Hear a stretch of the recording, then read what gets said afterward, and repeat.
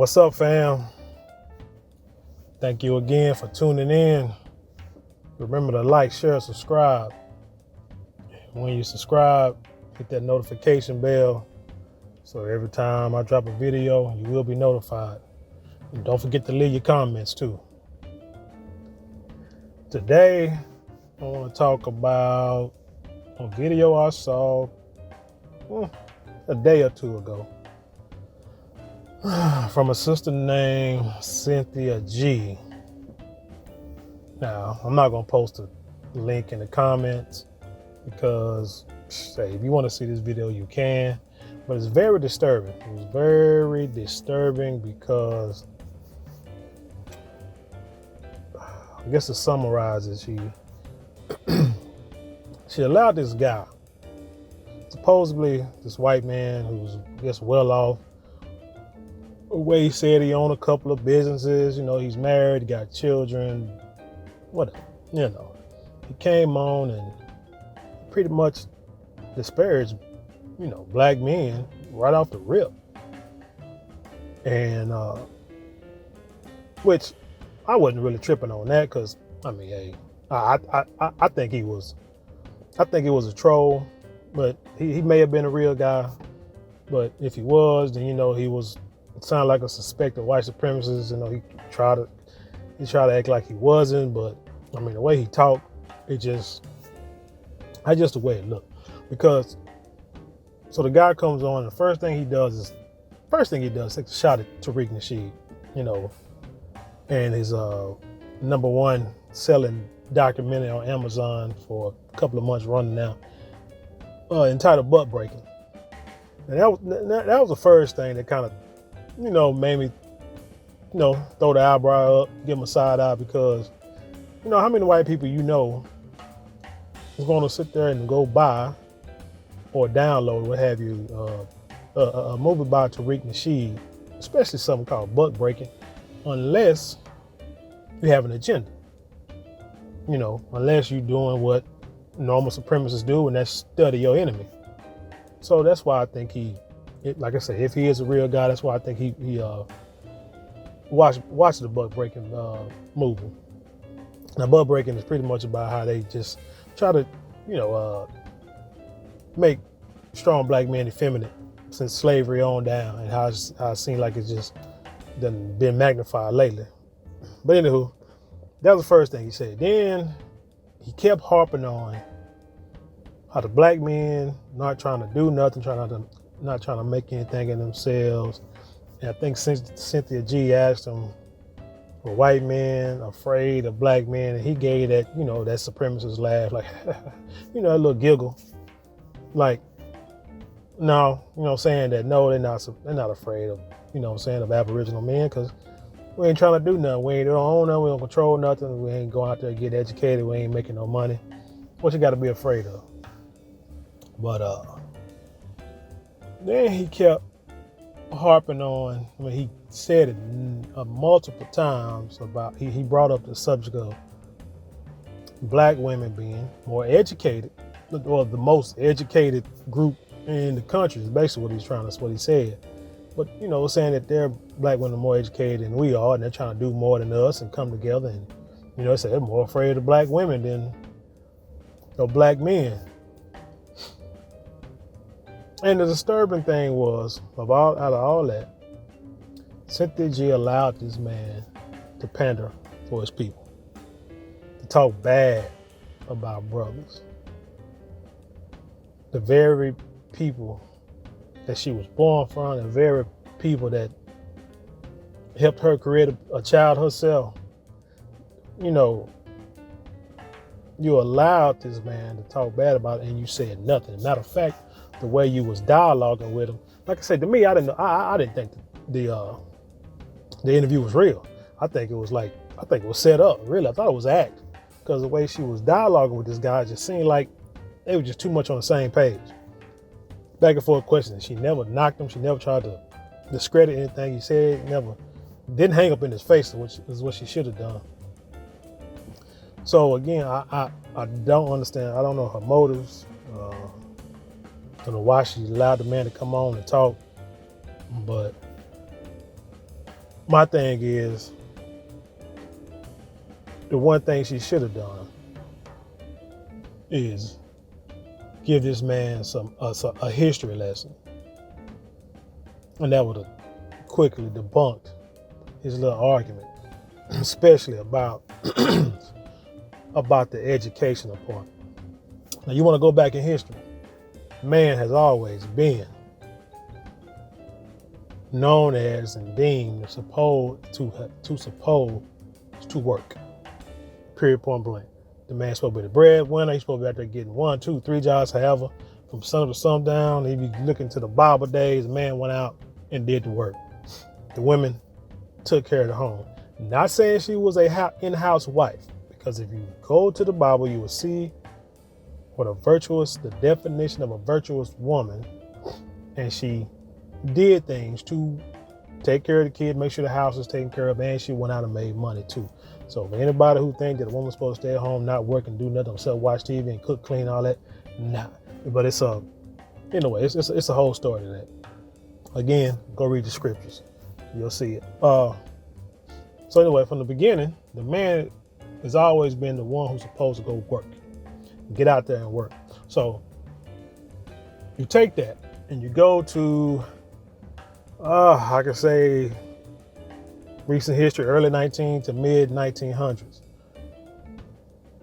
You can go out there and get factory jobs. And let me add this: not only men supposed to work, but black women too, because the black woman wasn't supposed to be educated either. The white woman can't go get education, black woman can't go get education for sure. So basically, the black woman was required to work just like the black man. Matter of fact, I did a video not too long ago about how white women got so upset back during World War II because the black women were getting checks from the government as their husbands was out fighting in the war. So the black women stayed home and took care of their own families. And the white women got mad saying these black women need to come out here. And these cities made laws requiring these sisters to come back to work or to get fined to prove they had work, or they can get fined or in prison. So I mean, hey, that's just history. That's how it always is, and shoot, probably how it's always going to be. But anyway, so you got the man is always supposed to be known as a worker. So you can go get factory jobs, and you can retire and live off your pension for the rest of your life. This is how I had a grandmother like that. That I know. I don't think I ever heard her say was that she worked at Curtis Mathis all those years, retired, never seen her work a day in her life. Lived off that pension, living in the country. And that's how it was then. Grandfather, grandmother too on my mother's side, same thing. I didn't see them work at all while I was growing up. And my grandfather, he was in the military, retired from the military, so whatever money he got in any career he had, or the military, he was able to support my aunts and uncles and my mom. So that's how it used to be. But as time goes on, and talk about the 70s, 80s, and when they started shutting these factories down, moving a lot of these jobs overseas, they put a lot of black men out of business, out of work. But the black woman was always the main one pushed to get educated. I mean, that's what it was. I mean, that was just the way the world works. Women go get educated, they become teachers, they can get a career in whatever, nursing, and the man will go work at a factory or, on his own little business or what have you, but it's, manual labor, got a trade, and support the family. But talk about the 70s and 80s when they took the trades out of school. Now, I went to a high school that still had all that stuff in it, so I thought it was just natural. And I'm talking about the 90s, so I thought it was just natural that schools had these trades in there. You can learn automotive, wood shop, beautician, or whatever else. Whatever, I was in graphic arts, all that, that stuff. I thought that was just normal, but every other school wasn't like that. So you take all this stuff out of the 80s, 70s, and 80s, take the trades out of high school. Now, all you're doing is focusing on education. which ain't teaching you crap, in the real world. So you got people going to school, not liking school because there's nothing they can learn. All they're doing is ABCs, 1, 2, 3s. So you got quite a few people dropping out, barely passing, moving on. Might say, if this don't work, I go to the military or what have you. But again, they're not learning anything. And the high school years, those teen years are the years that you, up until that point, you need to really be getting your hands on something and learn how to learn a trade. Because once you get out of high school, you have the rest of your life to take care of your family. But again, you take this out of school. You take trades out of school. You take away the factories. Now, what is a man supposed to do? Because his natural instinct is to work. So he go gets a job. But the job doesn't pay much, but he's working. And you got people who say, hey, you're a man, you need to go work no matter what. You know what I'm saying? You need to have a sense of pride to go get a job. Well, that's all good and fine and dandy and well, but the problem is when you got jobs paying $7 an hour, $7.50 an hour in the 2000s, but the dollar is not even worth 30% of what it was worth back when the factories were around, like let's say in the early 1900s or what have you. It makes it hard for a brother to fathom, to really understand that. It's like confusing. It's like, man, do I get a job, but I can't make enough money? I go get a warehouse. It's good money when you start, but when you get old and you get these little 30-cent raises every year, you get like a 3% raise, but insurance going up 8% every year. Eventually, something got to catch up. Something got to give. And so your problem is you haven't trained a group of people how to do it your way. You tell us to go get education, but now education is high as hell. All these student loans, everybody, true, I know, got at least $30 to $50 to $100,000 worth of student debt. Student loan with interest rate is high as hell. And it's like that, it makes it to where it's like, it don't make sense to go to school and get a degree that's not going to allow you to pay that loan back no time soon, unless you just still stay in your mama's house in the back room, and every dime you make, you put toward that student loan. You might have it paid off in 4 or 5 years. But who wants to do that? Man that graduated college, man trying to be a man. Man trying to get his own family, try to start his own thing. And now you put him behind, still putting him behind in the race, while y'all's wealth is steady multiplying. Compound interest on a daily basis, while we still struggling over here with these student loans. I remember in the 90s when, community college commercials used to boast, oh, it's just, $25 an hour. Now it's like well over $100, $150 an hour. Almost, it's like, man. So like, so college pretty much is expensive. Then you say, well, let's go out there, try to get student loans. But like again, who wants to get student loans where you'll be paying it back for the rest of your life? Get in debt before you even get out on your own. It's like, it's a no-win situation. So the only thing a man can do, go out there and get a job or try to go to school. You used to be able to, you should hear people say, I'm gonna take off a semester, go to work, and then pay for school. You could do that back in the day. I know a guy who said he paid for school making barbecue sandwiches in the dorm room. You could do that back in the day. But now school is is too expensive. So, and again, you're talking about men trying to work. So again, you got these women who, like say, the most educated in this country, but asking how many can have student loans, like debt. I bet you the majority of them have debt, unless they got some kind of scholarship or grant for coming from poverty or what have you. Or knowing some kind of skill. I mean, you got brothers who got, what's the best way the black brother can get in school? Football, basketball, maybe baseball, some sport. Well, you better learn how to play an instrument, but other than that, ain't too many, most brothers gonna have to pay for themselves through school. You can get, like I said, less student loans. And again, we're not gonna repeat that again. So my issue is the way this country is run, has ran. It makes it, I ain't gonna say impossible, because I have a degree. I got student loans too. But it is possible to get a degree. It's hard, but it's gonna put you further behind. So again, why would you do it? You know what I'm saying? If I can go back and look back on it, I tell my kids, hey, I got one daughter, she graduated college, still going to school for another degree. Okay, that's fine. But she also has a business on the side that she's trying to run. But I got a younger child who's still in high school. And I tell her, you know, she talk about going to college and everything. I won't discourage her to doing it, but I tell her, you better get out there and find all the grants and scholarships you can. Your job. And she got a job. She got jobs. So you got 2 jobs right now. But it's like I tell her, hey, your main job is to get out there and find scholarships and grants and fill them forms out, fill them essays out and send them in and get them looked at and send them in and just do as many as you can per day.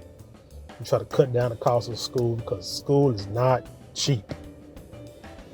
It is not cheap.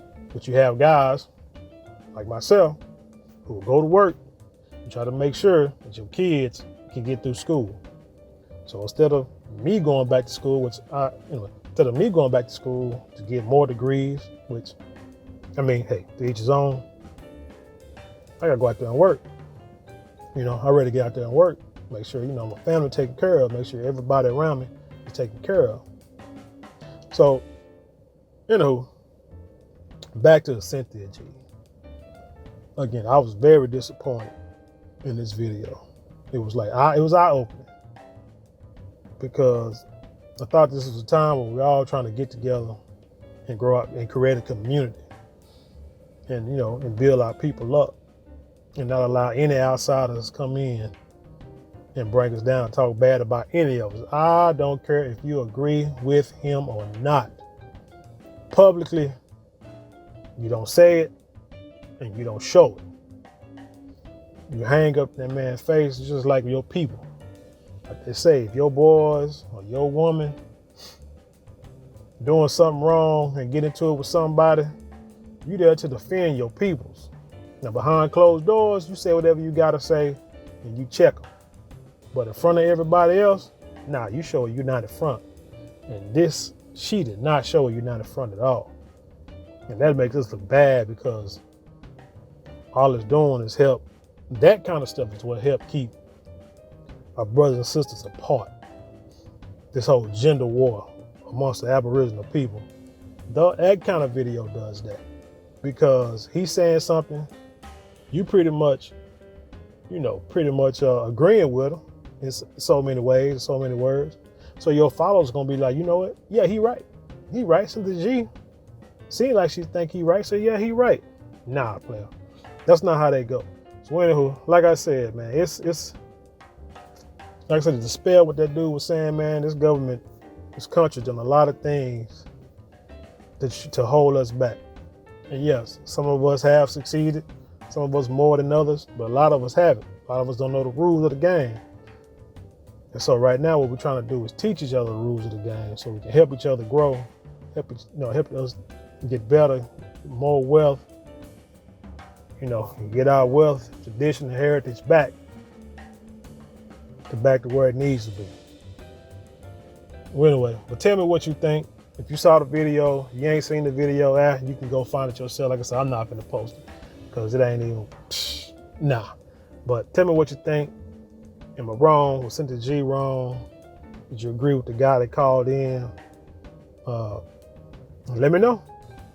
But until then, again, remember, like, share, subscribe, comment, and hit that notification bell. Click on the link in the description box. Got a website where you can buy merchandise. If you got anything you want to say to me privately, got an email address you can hit me up at. If you got your own YouTube channel, you can also click on the TubeBuddy link. Start, and sign up a TubeBuddy. It'll help your channel grow. I believe I use it. It works. It makes these making these videos, a lot easier. Take a lot of guesswork out of making these videos and try to get them popping. And until next time.